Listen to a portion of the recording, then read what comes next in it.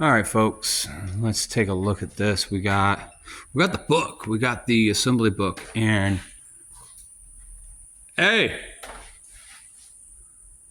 he went through the assembly book and was pulling this chassis measurements and body measurements. So we just double checked some stuff today.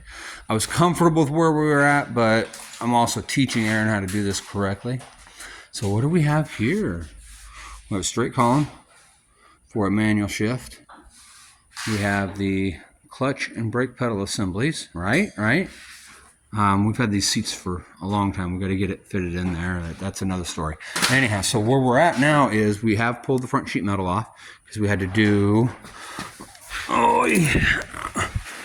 these beautiful rocker boxes on each side. New rocker boxes in there. So this thing's solid. Oh, Lord. Gaps are a little but we're going to work on the gapping and planing and all that, because some of these gaps are like this down these edges. We'll clean all that up, make it work. But first, let me tell you what we do before we get to all of that is we're going to pull the core support off.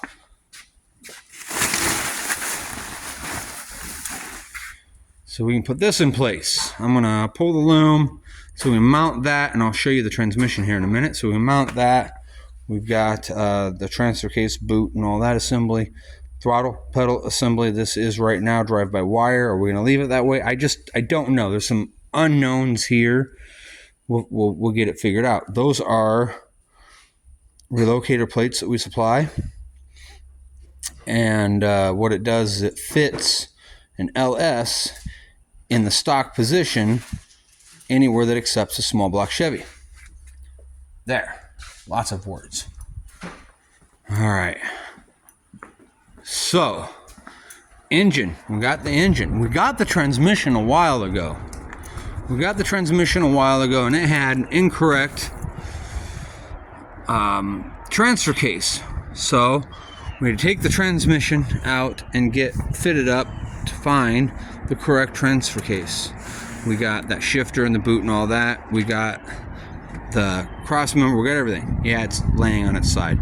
It's going to get completely cleaned, painted, oil dumped, refilled, everything checked. So this is okay for now. This happens to be a 1989 NP727. That was the unicorn that I had to find to put into this thing. So now we're going to get all this bolted together, mounted, shoehorn it into the vehicle.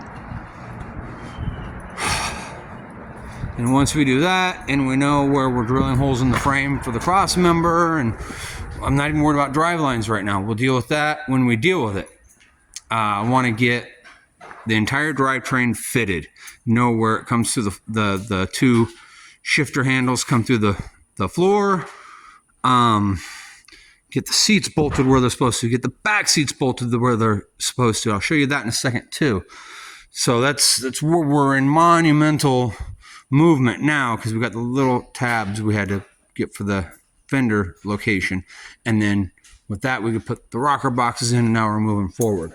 We're going to check our dimensions tomorrow, and we're going to pull the bracing, the adjustable bracing we're going to pull,